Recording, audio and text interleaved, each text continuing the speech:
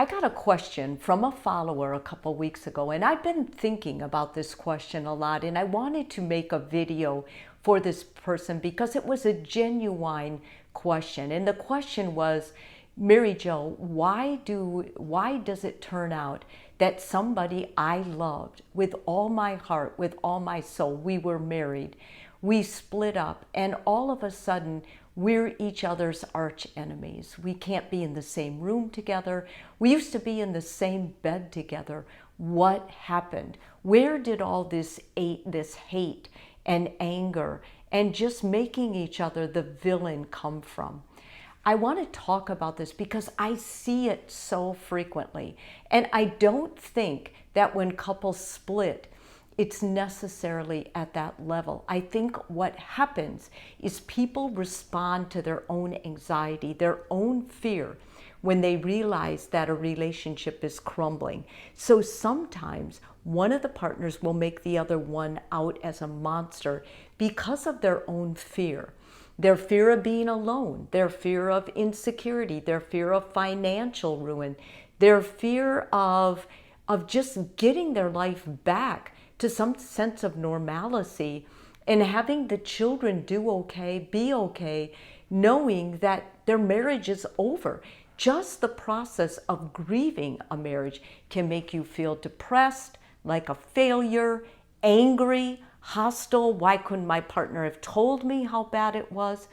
And so in a very real sense, we create that anger. We create that monster in each other. Nobody wants to talk about that. Nobody wants to hear that. But if your partner is making you out to be a monster, even then you have a choice. And if you have children, I hope you will get help with a counselor or someone so you can get that bad stuff out. Talk about them, talk about how they hurt you, but not give that to your child or act it out in a passive-aggressive way where you make your ex a monster. Because no matter what you do, you're not doing it behind closed doors just because your partner doesn't see it.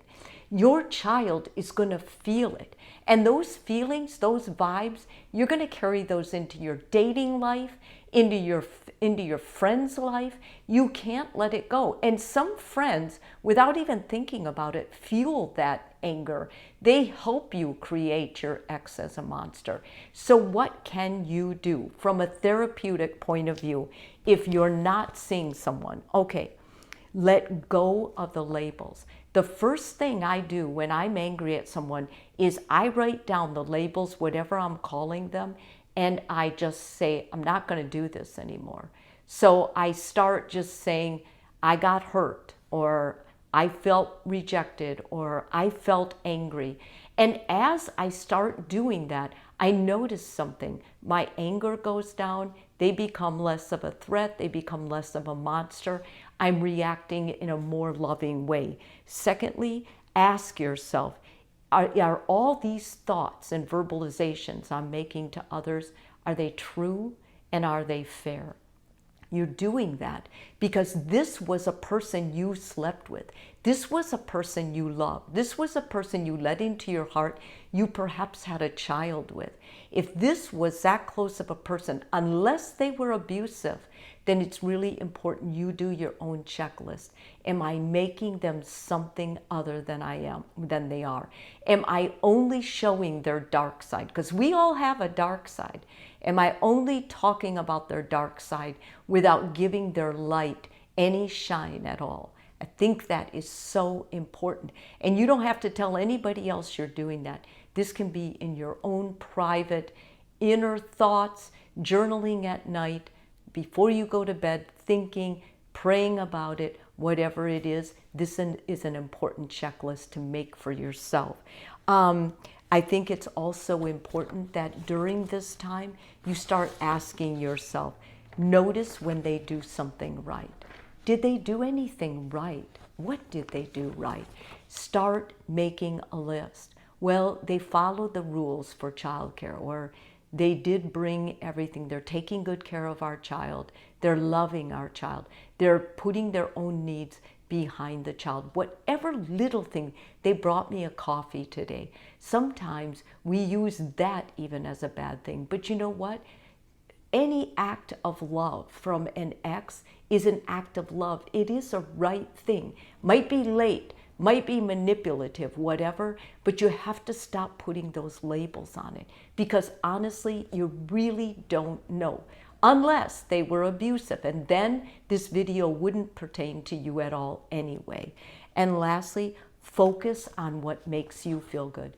What makes you happy? What makes you feel joy? For me, it's getting up an hour early, having that time, drinking coffee, maybe sitting outside, watching the sun come up. What is it for you? Whatever makes you feel happy or good about yourself, you should do more. For some people, that's volunteering at the church. It's volunteering at a soup kitchen.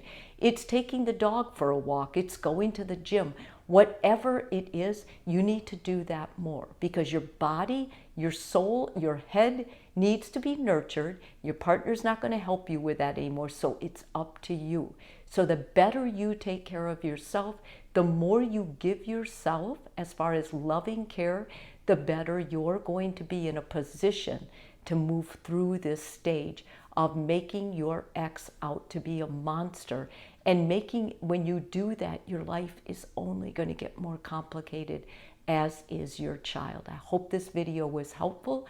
If it is, please subscribe. And if you're already a subscriber, I want to thank you so much. And please leave a comment, because if I see a comment in a way I can help, I could make a follow-up video, or I could comment back to you so that I can help you get back on a track that you love life more following. Because I tell you, going through a divorce or a split up is not easy, and we've all been there, so we need to hold together and stay connected.